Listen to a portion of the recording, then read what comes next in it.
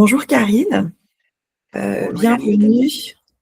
Merci de m'accorder du temps. Écoute, j'avais envie que tu nous parles un peu de la retraite que tu proposes bientôt sur le chemin de Saint-Jacques. C'est un format inédit de marche et de méditation. En tout cas, c'est la première fois sur WeSite qu'on propose ça. Et du coup, j'ai eu envie que tu nous en parles un petit peu plus. Euh, Peut-être avant de commencer, est-ce que tu peux te présenter en quelques mots? Oui, Et dans la foulée, j'ai une première question de voilà, comment est venue l'idée de cette retraite? Voilà, comment c'est arrivé? ok, pour me présenter rapidement, euh, j'ai l'itinéraire d'une bonne élève qui a fait des études commerciales et qui a une carrière dans le monde retail. Et la vie a écouté mes souhaits puisque très jeune, je suis arrivée à Madrid euh, pour travailler avec différents groupes. Et puis, euh, et puis j'ai bifurqué il y a une dizaine d'années, le corps ayant crié un peu fort. Je l'ai écouté, j'ai écouté pas mal de signes et j'ai rencontré la méditation, j'ai rencontré John Kabat-Zinn à Madrid, le programme MBSR qui m'a attrapée et qui aujourd'hui est un axe central de toutes les activités que je propose, puisque depuis une dizaine d'années, je suis sortie de cette vie d'entreprise et à la fois reliée avec le monde de l'entreprise, avec des formations, des propositions, formée au coaching également. Et aujourd'hui, petit à petit, mes activités se centrent sur la proposition d'espaces de ralentissement, de réflexion, où la pleine conscience est un outil central, et également des outils comme la communication non violente, par rapport à des sujets d'intelligence relationnelle qui me sont très chers.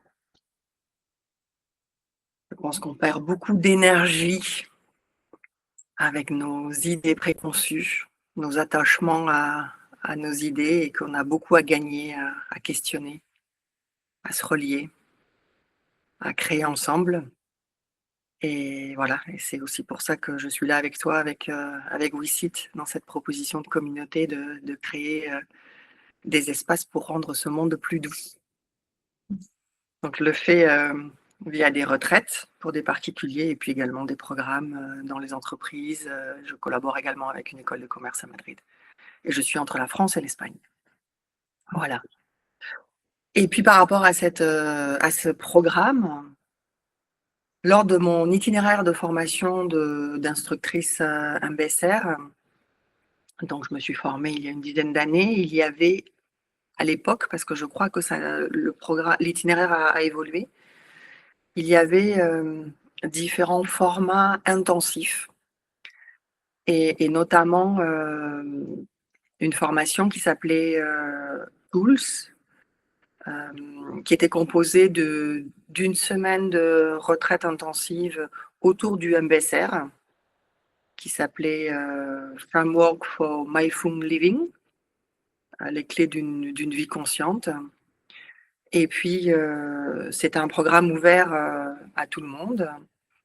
Et puis nous, les instructeurs, instructrices de MBSR, on restait une semaine de plus pour, euh, pour étudier toute la structure pédagogique en fait du MBSR. Et j'ai été très très marquée par cette expérience intensive où j'ai observé les participants, la transformation, des commentaires qui m'ont beaucoup marquée. Alors, il est important de préciser que le MBSR qui se fait en 8 semaines, avec toutes ces études scientifiques, a ce format de 8 semaines parce qu'il y a ce travail sur l'installation de nouvelles habitudes et ce travail sur la neuroplasticité. Donc, on peut se dire une semaine par rapport à cette intention d'intégrer, d'intention, euh, cet impact sur la neuroplasticité, c'est peut-être un peu court. Et à la fois,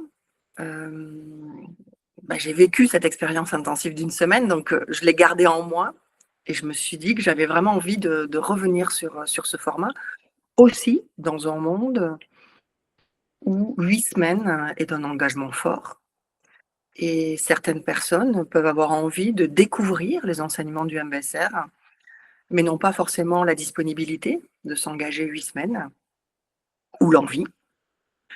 Ou il y a peut-être des personnes qui ont fait un MBSR et qui ont envie de rafraîchir les enseignements. Il faut se rappeler que mindfulness, en sanskrit, c'est sati, c'est se rappeler. Et dans nos automatismes, dans cette vie accélérée, eh bien, nos biais cognitifs prennent le dessus et des fois, on ne se rappelle plus. Et je le vois bien, moi, en tant qu'instructrice, combien j'ai besoin de temps de ralentissement. Et puis, dans les différents espaces que je propose, que j'ai créés, la marche devient de plus en plus présente. J'ai commencé à l'intégrer dans mes accompagnements de coaching et puis dans des retraites, dans le désert et ailleurs. Et puis, il y avait ce chemin de Compostelle, qui était quelque chose qui était fort. Et voilà, et j'ai eu cette envie de me dire: «Mais la marche lente, la marche dans la nature». Aujourd'hui, il y a énormément, d'études et à la fois, on n'a pas toujours besoin d'avoir une étude pour se rendre compte que marcher dans la nature est extrêmement bénéfique.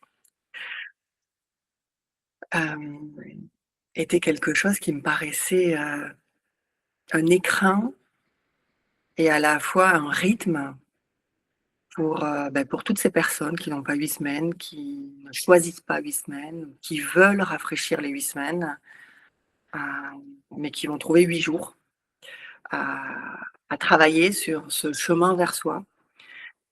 Et donc en septembre dernier, je me suis lancée avec un groupe de personnes connues pour tester l'expérience entre Saint-Jean-Pied-de-Port et Estella, en Espagne, un petit peu après Pampelune, pour baliser le chemin, pour sentir aussi comment le programme se déroulait, pour sentir les retours.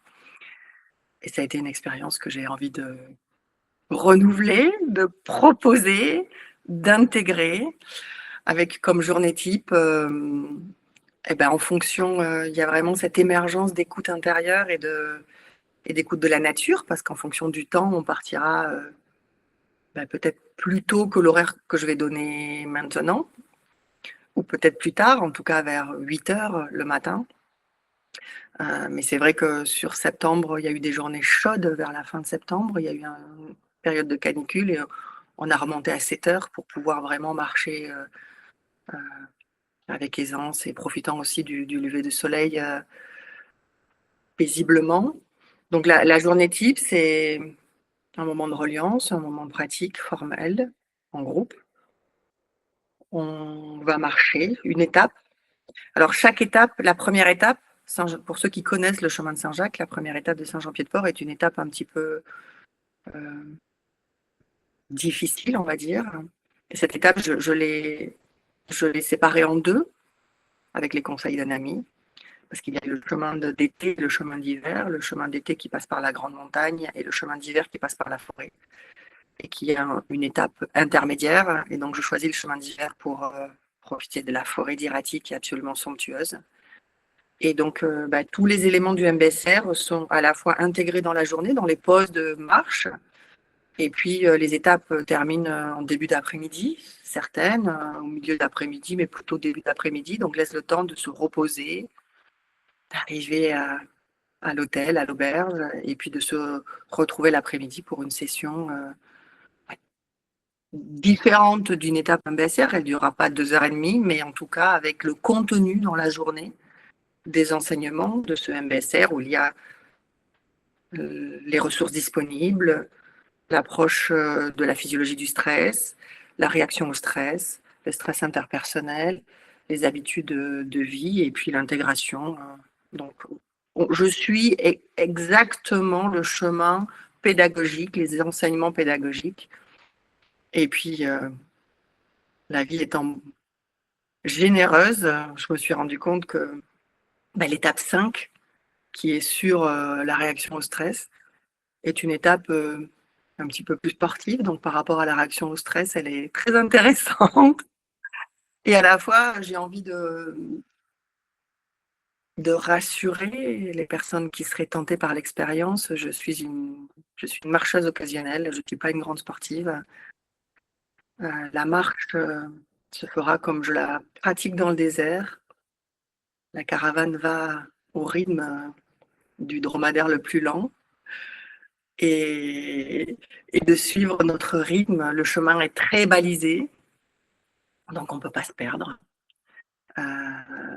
Donc il y a vraiment cette notion d'écoute intérieure, de respecter les fondamentaux du programme, de respecter les fondamentaux et l'éthique du programme, de s'écouter. Il faut être dans une bonne santé, on va dire, et à la fois sur le chemin, c'est qu'il y a quelque chose de l'ordre de la souveraineté individuelle qui fait la beauté de cette pratique et de ce programme, de se dire j'ai envie de vivre l'expérience à mon rythme, avec peut-être mes limites physiques, psychologiques. Et ça, ça demande un entretien individuel que je fais avec les participants et de voir si c'est le bon moment ou pas pour les personnes. En tout cas, si je parle de moi et des personnes qui m'ont entourée, c'était pas des personnes très sportives, c'était pas des marcheurs habituels, c'est des gens qui ont un peu marché avant de démarrer, bien évidemment. On est entre du 14 km et du 22 km par les. Je crois que j'avais moi-même jamais marché plus de 20 km. Donc, je me suis surprise à moi-même aussi. Et puis, j'ai découvert quelque chose que je savais dans le programme et que j'ai vu vraiment en action, comment l'énergie se régénère. Et ça, c'est une expérience incroyable parce que par rapport à l'intention du programme qui est d'explorer nos limites physiques et psychologiques et de voir combien nos narratives nous freinent, nous bloquent et combien il peut y avoir ces ressources infinies que nous avons en nous, je trouve que la marche nous offre vraiment un rythme très, très bénéfique pour explorer tous les enseignements. Et mon enthousiasme fait que j'ai peut-être déjà répondu à d'autres questions. C'est exactement ce que j'allais te dire, Karine. Écoute, oui, tu as répondu à beaucoup de questions. J'en avais encore deux au moins qui me viennent comme ça. Parce que j'entends le sujet de la marche, qu'il ne faut pas être un marcheur expérimenté. Est-ce que c'est la même chose pour la méditation? Est-ce qu'on peut s'inscrire et participer même si on n'a jamais médité? Alors, tout à fait. Tout à fait, puisque on est dans cette inspiration de ce programme qui existe aux États-Unis. Je ne sais pas si aujourd'hui, en France, je ne crois pas l'avoir vu, mais je l'ai vu avec les contacts que j'ai en Amérique du Sud. Framework for Mindful Living est un programme officiel qui existe de retraite intensive inspiré du MBSR. C'est pas quelque chose que j'ai inventé totalement. C'est vraiment l'inspiration à la fois d'un programme qui existe et d'un programme que j'ai vécu. Donc, comme un MBSR. Excuse-moi, je te coupe, Karine, pour te le confirmer, parce que moi, avant même de faire un MBSR, j'ai d'abord participé à une semaine sur les fondamentaux de la pleine conscience, voilà, avec un de nos instructeurs, qui avait lieu dans la nature, mais qui n'était pas en marche. Mais effectivement, j'ai vécu moi-même, c'est pour ça que ça fait beaucoup écho, cette semaine intensive de pratique et ses effets très forts, en fait. J'ai acquis, je pense que j'ai intégré un certain nombre de concepts, pas autant que pendant le MBSR, qui, comme tu l'as dit tout à l'heure, s'étale sur 8 semaines et permet vraiment ce lien avec la vie quotidienne. Mais en tout cas, pour moi, ça avait été super fort et très fort également dans le sentiment de reliance avec les autres participants. Bon, voilà, l'idée, c'est pas de parler de mon expérience, mais donc je te confirme que le programme existe. C'est aussi intéressant de parler de cette expérience. Le programme, en tout cas, que j'ai vécu, toutes les étapes du MBSR en font partie. C'est-à-dire qu'au lieu de manger le raisin, qu'aujourd'hui, beaucoup de personnes ont peut-être vu l'expérience sur les réseaux, le connaissent ou pas, bah, au lieu d'être dans une salle, on se prend une pause et on fait l'expérience. Euh, le balayage corporel, on le fait l'après-midi, une fois qu'on est à l'hôtel, dans une salle. Des mouvements conscients de ce réveil musculaire le matin. Les mouvements, les étirements font partie de la marche consciente fera également partie. Et la journée de silence fait également partie. Alors, justement, c'était une autre question.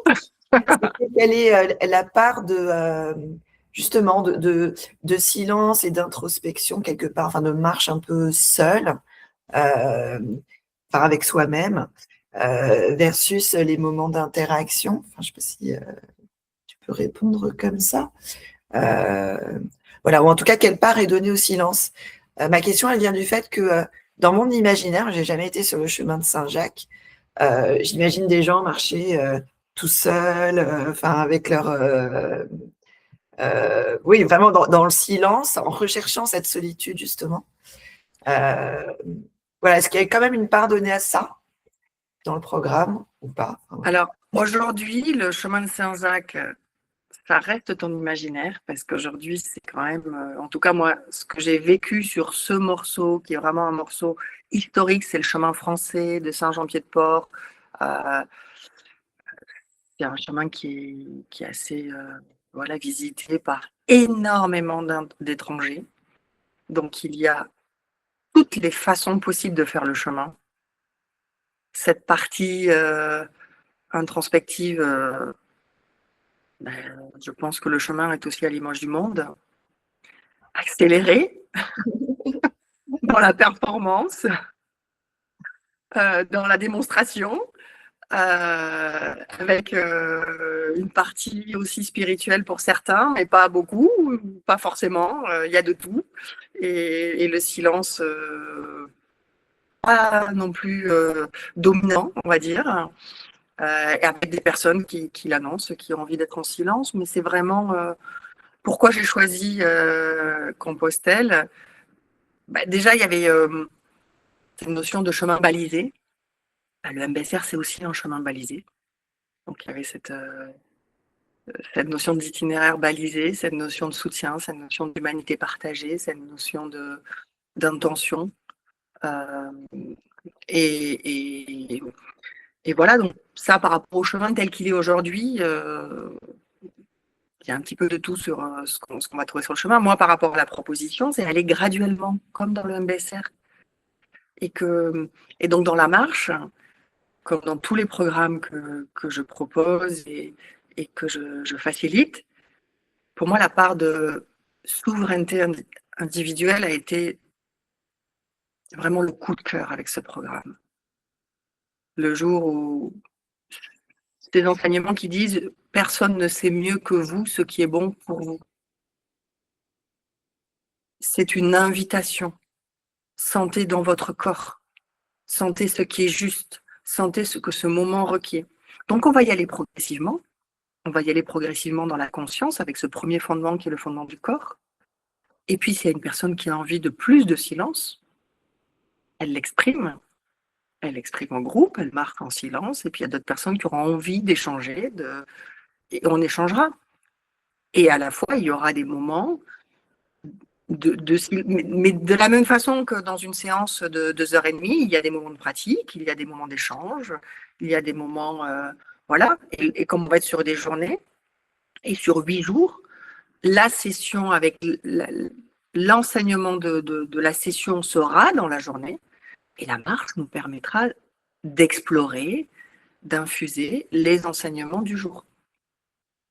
Et donc la journée de silence, donc il y aura quand même la journée de silence qui est pour moi le 6e jour, après le 5e où on est sur la réponse au stress. Le 6e jour est la journée de silence, avec aussi, comme une journée de silence de MBSR, je sens qu'à un moment donné, le silence n'est pas une imposition, rien n'est une imposition dans le MBSR. Le silence, c'est un conteneur d'expérience qui permet l'introspection et qui permet la continuité de cette posture d'observateur, de témoin de l'expérience non jugeante. Donc, si à un moment donné, une personne a un doute sur son chemin, a besoin de se sentir, je serai là. Mais avec la possibilité de marcher aussi à son rythme, peut-être un peu plus. On sera sur le 6e jour. On verra parce que il y a pour moi dans la facilitation l'importance de l'émergence de l'énergie et l'émergence du moment. Donc, quoi qu'il se passe, il y a cette invitation, il y a cet esprit à sentir ce qui est juste, il y a ce soutien du groupe, mon soutien, et puis il y a des invitations. Donc 6e jour, et puis le silence du MBSR, c'est pas un silence de l'aube jusqu'à la fin du jour. Une journée de silence MBSR, c'est de 9 heures jusqu'à 16-17 heures. Donc voilà, donc on sera sur ce modèle, sur cette inspiration. Merci Karine, c'est très clair. Peut-être juste une précision sur l'aspect 100% laïque, puisque voilà, le chemin de Saint-Jacques, il est aussi connu en tant que chemin de pèlerinage religieux. Donc là, voilà, on est bien d'accord qu'on est dans le cadre 100% laïque, la méditation de pleine conscience, mindfulness.